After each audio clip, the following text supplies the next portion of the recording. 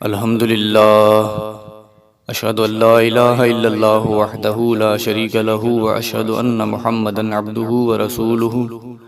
اللہم صلی علی محمد وعلی آل محمد کما صلیت علی ابراہیم وعلی آل ابراہیم انک حمید مجید اللہم بارک علی محمد وعلی آل محمد کما بارکت علی ابراہیم وعلی آل ابراہیم انک حمید مجید اما بعد سیدنا عثمان بن عفان رضی اللہ تعالی عنہ کا اسلام قبول کرنا۔ اللہ کے رسول صلی اللہ علیہ وسلم کی دعوت اسلام کے آغاز کے کچھ ہی عرصہ بعد سیدنا عثمان بن عفان نے اسلام قبول کر لیا۔ صحیح البخاری میں یہ موجود ہے۔ سیدنا عثمان بن عفان کی ہجرت جب کفار مکہ کے مظالم نے شدت اختیار کر لی تو سیدنا عثمان بن عفان ہجرت کر کے حبشہ چلے گئے۔ سیدنا عثمان بن عفان رضی اللہ تعالی عنہ نے 2 ہجرتیں کیں،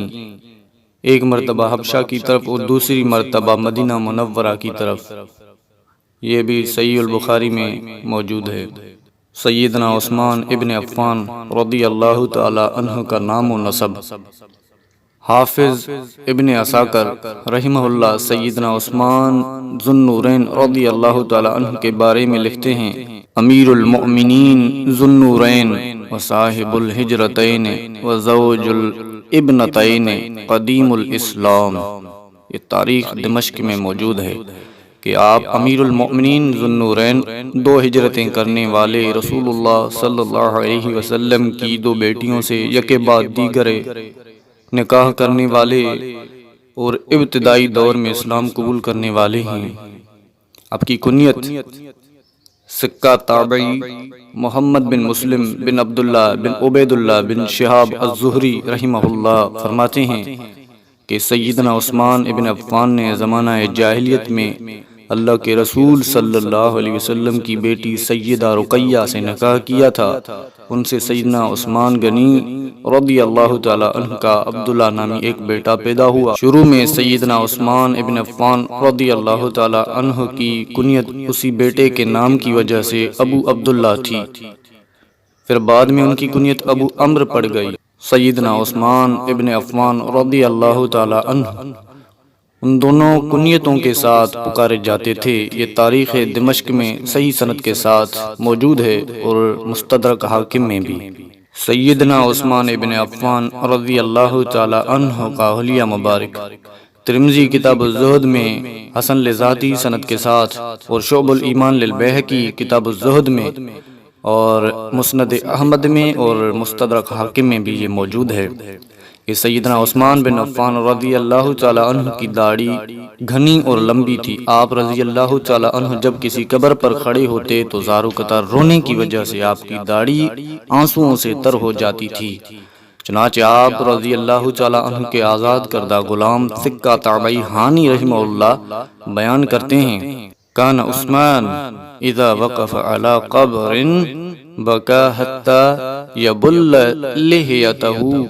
کہ عثمان رضی اللہ تعالی عنہ جب کسی قبر پر کھڑے ہوتے تو زارو قطار روتے یہاں تک کہ ان کی داڑھی آنسوؤں سے تر ہو جاتی تھی۔ الطبقات لابن سعد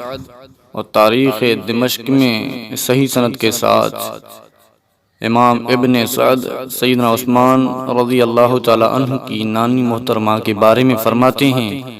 کہ سیدنا عثمان بن عفان رضی اللہ تعالی عنہ کی نانی کی کنیت ام الحکیم اور نام بیضاء ہے، جو رسول اللہ صلی اللہ علیہ وسلم کے دادا عبد المطلب کی بیٹی ہیں۔ اس طرح سے سیدنا عثمان رضی اللہ تعالی عنہ کی نانی نبی کریم صلی اللہ علیہ وسلم کی پھوپھی ہوئیں۔ سیدنا عثمان رضی اللہ تعالی عنہ کے القاب ذو النورین، یہ فضائل الصحابہ لأحمد ابن حنبل میں صحیح سند کے ساتھ سیدنا عبداللہ بن عمر رضی اللہ تعالی عنہما فرماتے ہیں کہ میں نے غزوہ یرموک کے دن اہل کتاب کی بعض کتب میں یوں لکھا ہوا پایا کہ عثمان ذو النورین ہیں، انہیں اللہ کی رحمت سے دوگنا اجر عطا کیا جائے گا کیونکہ انہیں شہید کیا جائے گا۔ تم نے انہیں ذو النورین کہنے کی وجہ سے درست بات کو پا لیا ہے۔ عبداللہ بن عمر بن ابان جعفی رحمہ اللہ کہتے ہیں کہ مجھ سے میرے ماموں حسین جعفی نے پوچھا، بیٹا معلوم ہے کہ سیدنا عثمان رضی اللہ تعالی عنہ کو ذو النورین کیوں کہتے ہیں؟ میں نے جواب دیا کہ مجھے معلوم نہیں۔ تو انہوں نے کہا، اللہ تعالیٰ نے تخلیق آدم سے قیامت قائم ہونے تک کسی نبی کی دو بیٹیوں کو ایک شخص کے نکاح میں جمع نہیں کیا سوائے عثمان بن عفان کے، اسی وجہ سے آپ کو ذو النورین کہا جاتا ہے۔ یہ السنن الکبریٰ للبیہقی میں صحیح سند کے ساتھ موجود ہے۔ امین یہ سیدنا عثمان بن عفان کے القابات میں سے ایک لقب امین بھی ہے۔ یہ لقب انہیں رسول اللہ صلی اللہ علیہ وسلم کی زبان مبارک سے عطا ہوا تھا۔ چنانچہ ثقہ تابعی ابو حبیبہ رحمہ اللہ بیان کرتے ہیں، جب باغیوں نے سیدنا عثمان کے گھر کا محاصرہ کیا تو میں ان کے پاس گیا۔ میں نے وہاں سیدنا ابو ہریرہ رضی اللہ تعالیٰ عنہ کو سیدنا عثمان سے اس بات کی اجازت لیتے ہوئے سنا کہ وہ سیدنا عثمان کے دفاع میں کچھ کہیں۔ جب سیدنا عثمان نے انہیں اجازت دے دی تو سیدنا ابو ہریرہ کھڑے ہوئے اور اللہ کی حمد بیان کرنے کے بعد کہنے لگے، میں نے رسول اللہ صلی اللہ علیہ وسلم سے سنا ہے، آپ فرما رہے تھے تم لوگ ضرور میرے بعد فتنہ اور اختلاف دیکھو گے، یا یہ فرمایا کہ اختلاف اور فتنہ دیکھو گے۔ یہ سن کر صحابہ کرام میں سے ایک آدمی نے کہا، اللہ کے رسول صلی اللہ علیہ وسلم اس وقت ہمارے لیے قائد کون ہوگا؟ تو آپ نے فرمایا، علیکم بالامین واصحابہ وہو یشیر الی عثمان بذلک۔ مسند احمد میں حسن لذاتی سند کے ساتھ اور تاریخ مدینہ میں بھی ہے کہ تم اس امین شخص اور اس کے ساتھیوں کو لازم پکڑنا، اور اللہ کے رسول صلی اللہ علیہ وسلم سیدنا عثمان غنی رضی اللہ تعالی عنہ کی طرف اشارہ کر رہے تھے۔ سیدہ ام کلثوم رضی اللہ تعالی عنہا سے نکاح مستدرک حاکم میں حسن لذاتی سند کے ساتھ، دلائل النبوہ للبیہقی میں بھی ہے، اور دیگر کتب احادیث میں بھی یہ واقعہ موجود ہے کہ سیدنا عثمان بن عفان کو جب سیدنا عمر نے اپنی بیٹی سیدہ حفصہ رضی اللہ تعالی عنہا کے ساتھ نکاح کا کہا تو سیدنا عثمان نے انکار کر دیا۔ سیدنا عثمان رضی اللہ تعالی عنہ فرماتے ہیں، جب یہ بات نبی صلی اللہ علیہ وسلم کو پہنچی تو آپ صلی اللہ علیہ وسلم کے پاس سیدنا عمر تشریف لائے، اور آپ صلی اللہ علیہ وسلم نے فرمایا، اے عمر رضی اللہ تعالی عنہ، کیا میں تجھے ایسا داماد نہ بتاؤں جو تیرے لیے عثمان سے بہتر ہو، اور عثمان رضی اللہ تعالی عنہ کو ایسا سسر نہ بتاؤں جو اس کے لیے تجھ سے بہتر ہو؟ سیدنا عمر رضی اللہ تعالی عنہ نے عرض کی، کیوں نہیں یا رسول اللہ؟ آپ صلی اللہ علیہ وسلم نے فرمایا کہ تو اپنی بیٹی سیدہ حفصہ کا نکاح مجھ سے کر دے، اور میں اپنی بیٹی کا نکاح عثمان ذو النورین رضی اللہ تعالی عنہ سے کر دیتا ہوں۔ یعنی سیدنا عمر فاروق رضی اللہ تعالی عنہ کی صاحبزادی سیدہ حفصہ اللہ کے رسول صلی اللہ علیہ وسلم کے نکاح میں آئیں، اور اللہ کے رسول صلی اللہ علیہ وسلم کی صاحبزادی سیدہ ام کلثوم رضی اللہ تعالی عنہ سیدنا عثمان بن عفان رضی اللہ تعالی عنہ کے نکاح میں آئیں۔ صحیح البخاری حدیث نمبر 3686۔ نبی صلی اللہ علیہ وسلم اور ابو بکر و عمر عثمان رضی اللہ عنہم اجمعین احد کے پہاڑ پر چڑھے تو زلزلے کی وجہ سے احد کانپنے لگا۔ آپ صلی اللہ علیہ وسلم نے اس پر پاؤں مار کر فرمایا، احد رک جا، تیرے اوپر اس وقت ایک نبی، ایک صدیق اور 2 شہید موجود ہیں۔ اور دوسری صحیح البخاری و مسلم میں موجود ہے۔ صحیح بخاری حدیث نمبر 3693۔ سیدنا ابو موسیٰ اشعری رضی اللہ تعالی عنہ کہتے ہیں کہ ایک آدمی نے نبی صلی اللہ علیہ وسلم کے پاس آنے کی اجازت مانگی تو آپ صلی اللہ علیہ وسلم نے فرمایا، اس کے لیے دروازہ کھول دو اور جنت کی خوشخبری دے دو، اور یہ بھی بتا دو کہ انہیں ایک مصیبت اور آزمائش پہنچے گی۔ تو میں نے انہیں سیدنا عثمان رضی اللہ تعالی عنہ کو بتا دیا۔ پھر انہوں نے اللہ کی حمد بیان کی اور کہا، اللہ المستعان، یعنی اللہ مددگار ہے۔ ترمذی میں حدیث نمبر 3747 صحیح سند کے ساتھ اللہ کے رسول صلی اللہ علیہ وسلم نے فرمایا عثمان فی الجنہ، عثمان جنتی ہے۔ مسند احمد میں اور ترمذی میں حسن سند کے ساتھ، ترمذی میں حدیث نمبر 3701 سیدنا عبد الرحمن بن سمرہ رضی اللہ تعالی عنہ کہتے ہیں کہ جب نبی صلی اللہ علیہ وسلم جہاد جیش الاسرہ کی تیاری کر رہے تھے تو سیدنا عثمان رضی اللہ تعالی عنہ اپنی آستین میں 1000 دینار لے آئے اور انہیں آپ صلی اللہ علیہ وسلم کی جھولی میں ڈال دیا۔ میں نے دیکھا کہ آپ صلی اللہ علیہ وسلم انہیں جھولی میں الٹ پلٹ رہے تھے اور فرما رہے تھے ما ضر عثمان ما عمل بعد اليوم، کہ آج کے بعد عثمان جو بھی عمل کریں گے انہیں نقصان نہیں ہوگا۔ صحیح البخاری میں حدیث نمبر 3130 سیدنا عثمان رضی اللہ تعالیٰ عنہ اپنی بیوی اور نبی کریم صلی اللہ علیہ وسلم کی صاحبزادی سیدہ رقیہ کی شدید بیماری کی وجہ سے غزوہ بدر میں شامل نہ ہو سکے، تو نبی صلی اللہ علیہ وسلم نے فرمایا تیرے لیے بدر میں حاضر ہونے والے آدمی کے برابر اجر اور مال غنیمت ہے۔ الاصابہ میں یہ موجود ہے کہ سیدہ رقیہ رضی اللہ تعالی عنہا غزوہ بدر کے دوران میں فوت ہو گئیں۔ مسند احمد میں حسن سند کے ساتھ اور حاکم میں بھی موجود ہے اور حافظ ذہبی نے موافقت کی ہے۔ ابو حبیبہ رحمہ اللہ سیدنا عثمان رضی اللہ تعالیٰ عنہ کے پاس گئے، آپ محاصرے میں تھے۔ ابو حبیبہ نے سیدنا ابو ہریرہ کو فرماتے ہوئے سنا کہ میں نے اللہ کے رسول صلی اللہ علیہ وسلم کو فرماتے ہوئے سنا ہے کہ میرے بعد تم فتنے اور اختلاف میں مبتلا ہو جاؤ گے۔ کسی نے پوچھا یا رسول اللہ صلی اللہ علیہ وسلم پھر ہم کیا کریں؟ تو آپ صلی اللہ علیہ وسلم نے سیدنا عثمان کی طرف اشارہ کر کے فرمایا علیکم بالامین بالامیر واصحابہ، تم اس امیر اور اس کے ساتھیوں کو لازم پکڑ لینا۔ اور ترمذی میں صحیح سند کے ساتھ حدیث نمبر 3704 سیدنا مرہ بن کعب رضی اللہ تعالی عنہ کہتے ہیں کہ اللہ کے رسول صلی اللہ علیہ وسلم نے اپنے بعد کے فتنوں کا ذکر کیا، اتنے میں ایک آدمی کپڑا اوڑھے ہوئے وہاں سے گزرا تو آپ صلی اللہ علیہ وسلم نے فرمایا یہ شخص اس دن ہدایت پر ہوگا۔ میں نے اٹھ کر دیکھا تو وہ سیدنا عثمان بن عفان تھے رضی اللہ تعالی عنہ۔ صحیح البخاری میں حدیث نمبر 3699 بیعت رضوان کے موقع پر جب کفار مکہ نے سیدنا عثمان رضی اللہ تعالی عنہ کو روک لیا تھا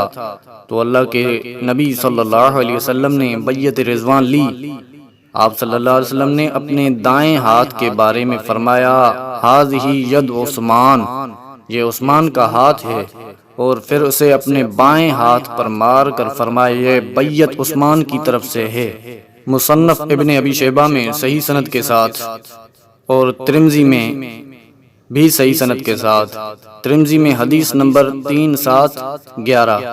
ابو سہلہ رحمہ اللہ سیدنا عثمان کے آزاد کردہ غلام کہتے ہیں کہ جب باغیوں کے محاصرے والے دنوں میں سیدنا عثمان سے کہا گیا کہ آپ ان باغیوں سے جنگ کیوں نہیں کرتے تو انہوں نے جواب دیا بے شک اللہ کے رسول صلی اللہ علیہ وسلم نے میرے ساتھ ایک وعدہ کیا تھا اور میں اس پر صابر شاکر ہوں۔ مسند احمد میں صحیح سند کے ساتھ اللہ کے رسول صلی اللہ علیہ وسلم نے سیدنا عثمان سے فرمایا تھا اے عثمان ان قریب اللہ عز و جل تجھے قمیص یعنی خلافت کی پہنائے گا، بس اگر اسے اتارنے کے لیے تیرے پاس منافقین آ جائیں تو میری ملاقات یعنی وفات و شہادت تک اسے نہ اتارنا۔ اور تاریخ ابن عساکر میں حسن سند کے ساتھ سیدنا انس بن مالک رضی اللہ تعالیٰ عنہ نے فرمایا کہ بعض لوگ یہ دعویٰ کرتے ہیں کہ مومن یا مسلم کے دل میں علی اور عثمان دونوں کی محبت اکٹھی نہیں ہو سکتی، تو سن لو ان دونوں کی محبت میرے دل میں اکٹھی ہے۔ صحیح مسلم میں ہے کہ سیدنا عثمان بن عفان کے بارے میں اللہ کے رسول صلی اللہ علیہ وسلم نے فرمایا کہ میں اس آدمی سے حیا کیوں نہ کروں جس سے اللہ کے فرشتے بھی حیا کرتے ہیں۔ سیدنا عثمان رضی اللہ تعالی عنہ کی شہادت کے حوالے سے مختصراً آپ کو بتانا چاہتا ہوں کہ دوران محاصرہ شہادت کے متعلق سیدنا عثمان بن عفان رضی اللہ تعالی عنہ کو خواب آیا۔ مصنف ابن ابی شیبہ میں صحیح سند کے ساتھ اور مستدرک حاکم میں بھی ہے کہ سیدنا عبداللہ بن عمر بیان کرتے ہیں کہ سیدنا عثمان نے ایک مرتبہ صبح کے وقت لوگوں سے باتیں کرتے ہوئے فرمایا، رأیت رسول اللہ صلی اللہ علیہ وسلم اللیلۃ فی المنام فقال یا عثمان افطر عندنا فاصبح صائما وقتل من یومہ، یعنی میں نے آج رات رسول اللہ صلی اللہ علیہ وسلم کو خواب میں دیکھا۔ آپ صلی اللہ علیہ وسلم نے مجھ سے فرمایا، اے عثمان آج روزہ ہمارے ہاں افطار کرنا۔ پھر آپ رضی اللہ تعالی عنہ نے صبح کو روزہ رکھا اور اسی دن آپ رضی اللہ تعالی عنہ کو شہید کر دیا گیا۔ تاریخ مدینہ المنورہ میں حسن لذاتی سند کے ساتھ سیدنا علی کے بیٹے سیدنا حسن سیدنا عثمان رضی اللہ تعالی عنہ کا دفاع کرتے ہوئے شدید زخمی ہو گئے تھے۔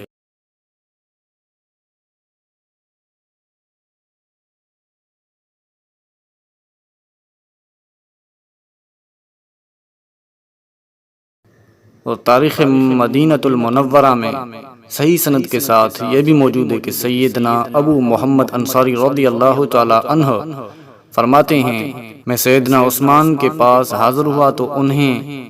ان کے گھر میں قتل کرنے کی تیاریاں کی جا رہی تھیں اور سیدنا حسن بن علی ان کا دفاع کر رہے تھے، یہاں تک کہ انہیں بھی زخمی کر دیا گیا۔ پھر انہیں زخمی حالت ہی میں بنو زمعہ کے ہاں منتقل کر دیا گیا۔ اور آگے بھی تاریخ مدینہ میں حسن لذاتی سند کے ساتھ یہ بھی موجود ہے کہ